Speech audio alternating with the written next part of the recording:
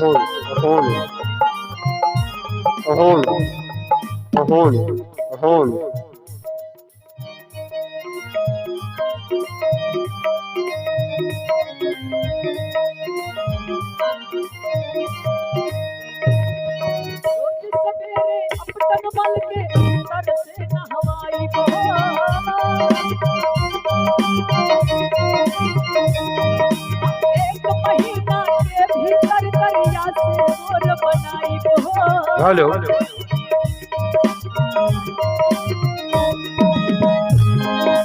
रोज सवेरे अपना मल के भीतर से नहवाई हो, एक महीना के भीतर करिया से गोर बनाई हो। झूठ कहत ना माने तनिको, झूठ कहत ना माने तनिको, हो गए गो देहू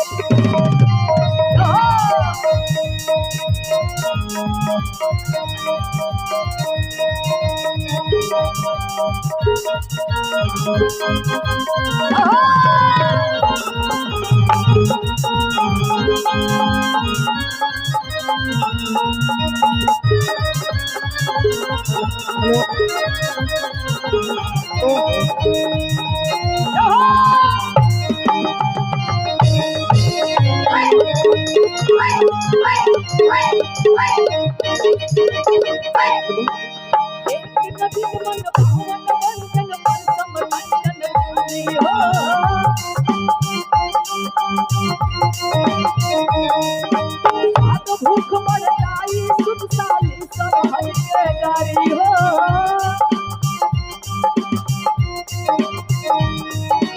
एक नवीन मन भावन बच्चन पर समझन खाली हो। स्वाद भूख मर जाई सुख साली सरहद के गारी हो। पार पार हम करम चिरौरी, पार पार हम करम चिरौरी और कुछ बहुना ए बहुना यही मिथल में रहुना, ए बहुना यही मिथल में रहुना, ए बहुना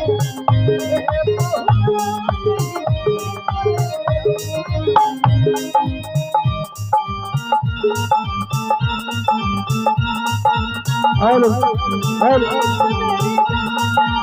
हेलो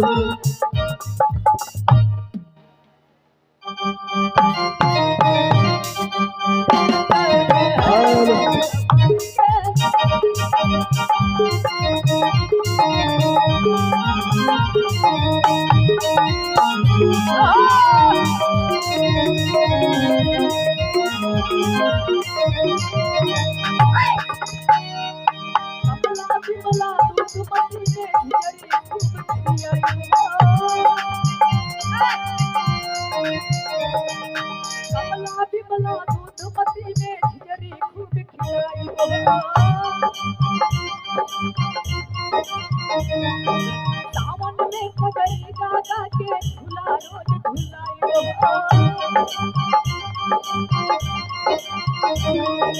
कमला बिमला दूधमती में खिचड़ी खूब खियाई हो। सावन में खगई गागा के झूला रोज झूलाई हेलो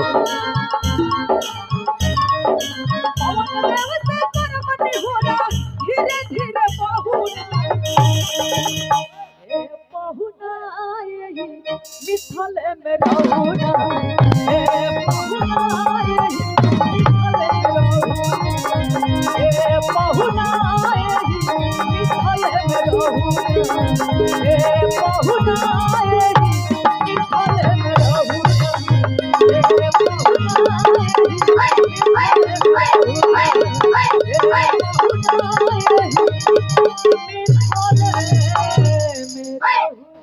हेलो, एक आवश्यक सूचना।